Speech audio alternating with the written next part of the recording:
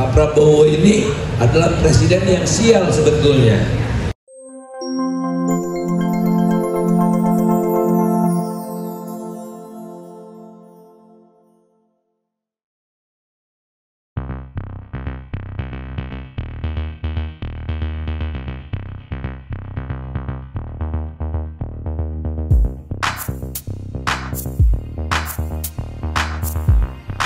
Intinya adalah pertanyaannya bagaimana membuat harga itu terkendali, antara lain adalah stabilkan rupiah.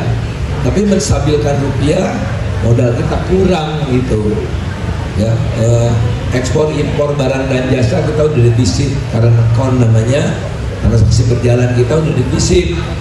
Jadi ya mau tidak mau kalau karena kon defisit ya rupiahnya melemah.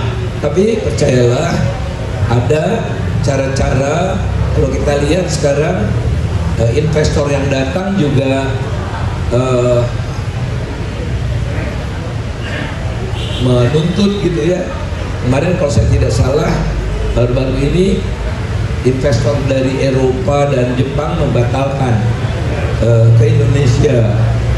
Nah jadi kalau good quality investment yang datang itu bagus, dia bawa uang, bangun pabrik gitu ya, pabriknya menciptakan lapangan kerja banyak gitu.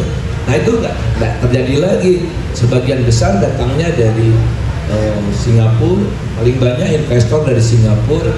Tidak berarti orang Singapura ya, karena Singapura adalah pusat keuangan di Asia Tenggara, jadi menggunakan perusahaan yang di Singapura. Kedua Hong Kong, ketiga China. Nah Hong Kong bagian dari China, maka macam-macam itu. Yang terjadi adalah low quality of investment, yang ESG-nya rendah. Environment, dia tidak terlalu peduli dengan environment, sosial dan governance gitu. Jadi rentan sekali kalau misalnya sekarang masih bisa dicari cara gimana ya tidak menaikkan harga Pertalite. Oke, paksa Pertamina yang tanggung.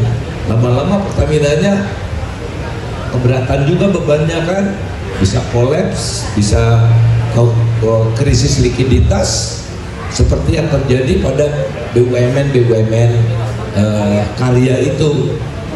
Nah saya rasa ini semua akan dihitung